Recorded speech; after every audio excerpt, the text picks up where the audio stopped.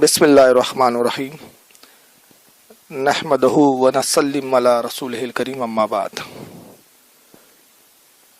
आज अल्लाह रब्बुल इज़्ज़त का फजल व करम है कि गुजरात के एक मशहूर मारूफ कस्बा और इलाके ढोराजी में मैं एक तकरीर और तबलीग के सिलसिले में हाज़िर हुआ था। माशाल्लाह एक बड़ा कामयाब प्रोग्राम यहाँ हुआ और उसके बाद प्रोग्राम से कबल और उसके बाद भी दावत इस्लामी के मुबल्लिगीन से मेरी मुलाकात हुई। दावत इस्लामी के काम से मैं वैसे तो बहुत पहले से ही मुतारिफ़ हूँ, लेकिन अभी मज़ीद नए जो जदीद काम और जो जदीद आलात के ज़रिए दावत इस्लामी जो सुन्नियत का काम कर रही है उससे भी मैं आगाह हुआ।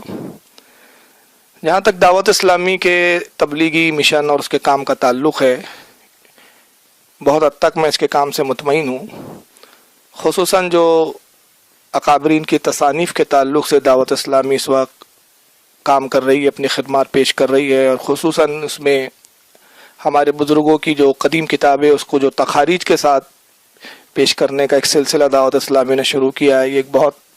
बेहतरीन सिलसिला है जो अहले सुन्नत वल जमात के लिए इंतहाई मुफीद और कारामद साबित होगा इंशाअल्लाह। साथ ही जो दरस निज़ामी और दिगर शोबात जो अभी दावत इस्लामी चला रही है, यकीनन ये अहले सुन्नत वल जमात और मसलक आल हदरत को मजबूत करने वाले काम हैं। और जहाँ तक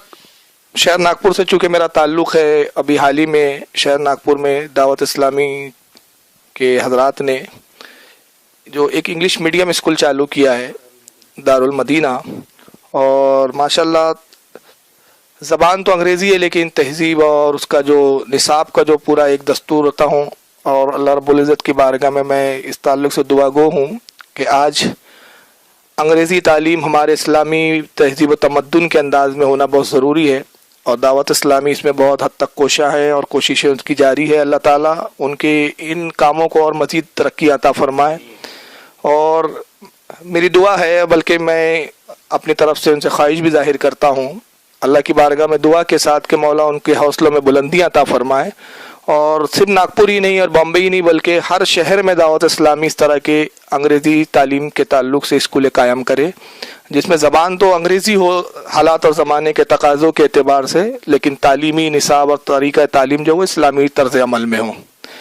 तो वाकई ये काम बहुत अहम काम है इस वक्त, क्योंकि आज बहुत सारी जो हमारे फ़रीक जमातें हैं, मुखालिफिन की जो जमातें हैं जिनके अक़ायद व नज़रियात अहले सुन्नत से मैच नहीं खाते हैं,